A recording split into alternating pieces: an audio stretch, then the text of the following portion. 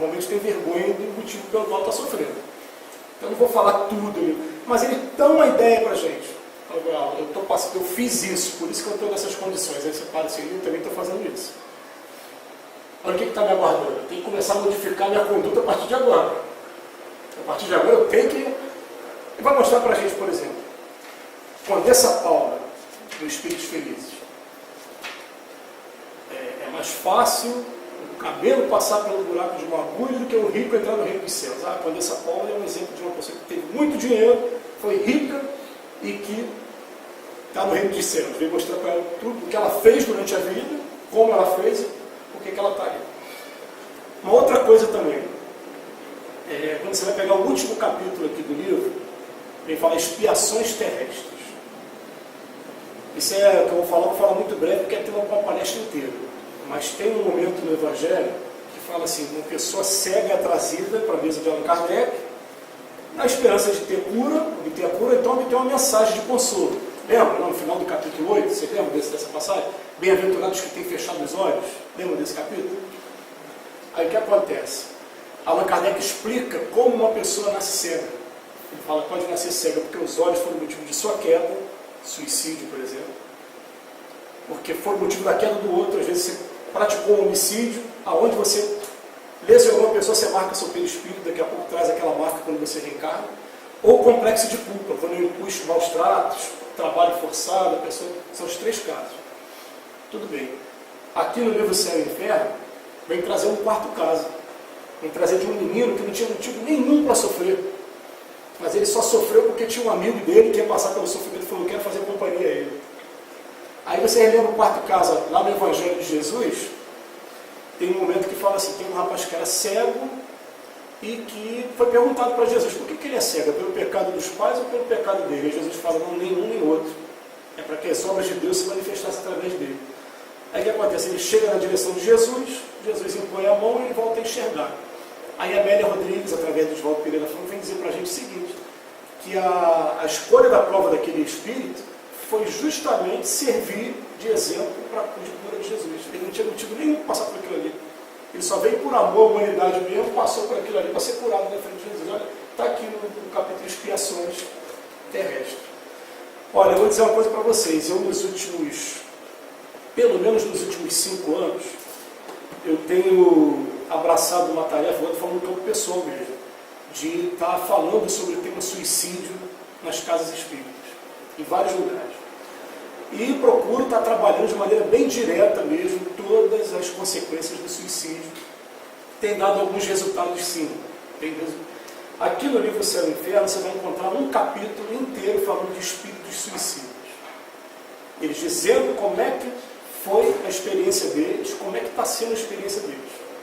Eles falam para a gente, se estiver passando pela cabeça de alguém a ideia de suicídio, foge dessa ideia com todas as forças que vocês tiverem.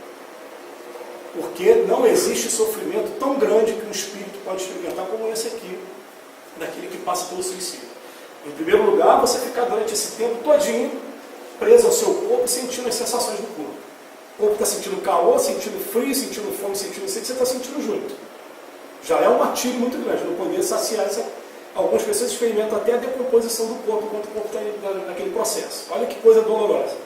A gente fala assim, aqui tem câncer, aqui tem ranceníase, tem... Tá, mas tem enfermeiros dedicados, tem morfina, tem tudo. Ali você não tem não, ali você está sentindo aquele efeito todo. Mas ele vem trazer mais ainda informações para a gente, ele fala para a gente, olha, depois também que passou esse processo, aonde eu lesionei o meu corpo, eu lesionei meu perispírito também. Aí na encarnação seguinte eu venho trazendo as marcas do que eu fiz com o meu corpo. Significa mais ou menos assim, ó. Pega o programa Pinga Fogo, Chico Xavier, o primeiro Pinga Fogo, quando tem um pastor evangélico fazendo uma pergunta para ele sobre Adão e Eva. Pega essa resposta. Ele vai falar assim, eu vi pessoas que se suicidaram pelo enforcamento, renasceram, ou tetraplégico ou paraplégico, dependendo do nível de lesão aqui na coluna vertebral. Eu vi pessoas que deram um tiro no crânio, dependendo do local que acertaram, renasceram cegos, ou surdos, ou loucos, de acordo com a região que acertaram. Eu vi pessoas que ingeriram veneno e que deformaram todo o sistema digestivo, trazendo complicações muito grandes nesse sistema digestivo todo.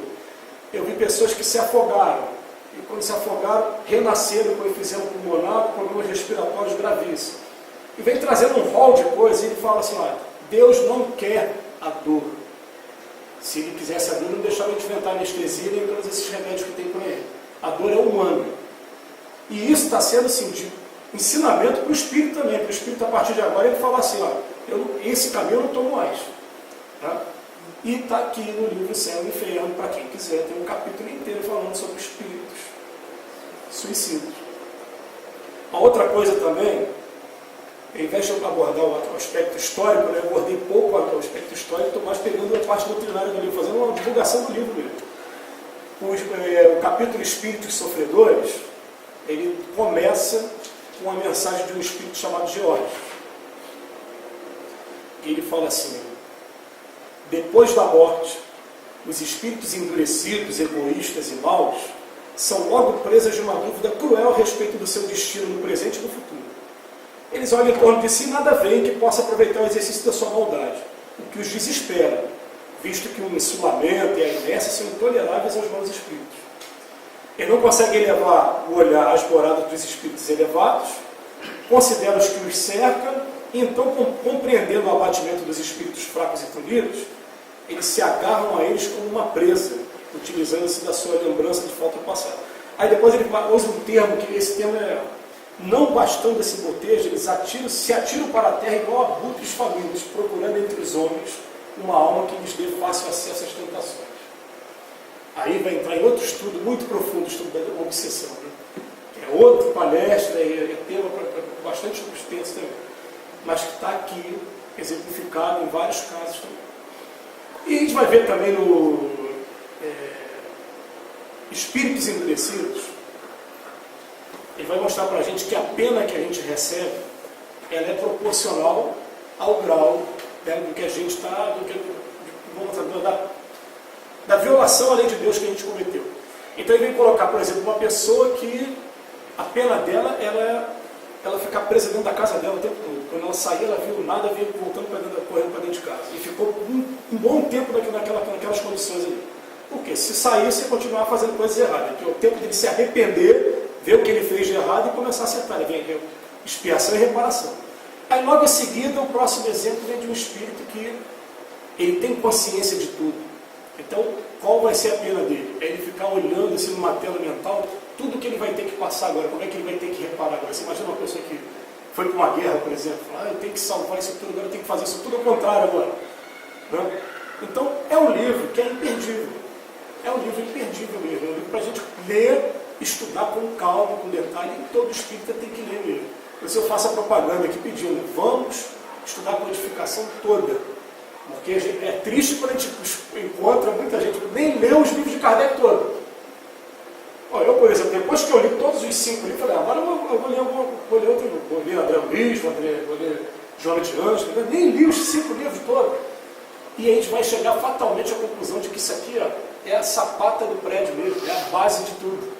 Então a gente estuda a bibliografia que vem alternativa, mas buscando a minha base para poder forçar. Não, vou lá em Kardec, porque Kardec está a base de tudo.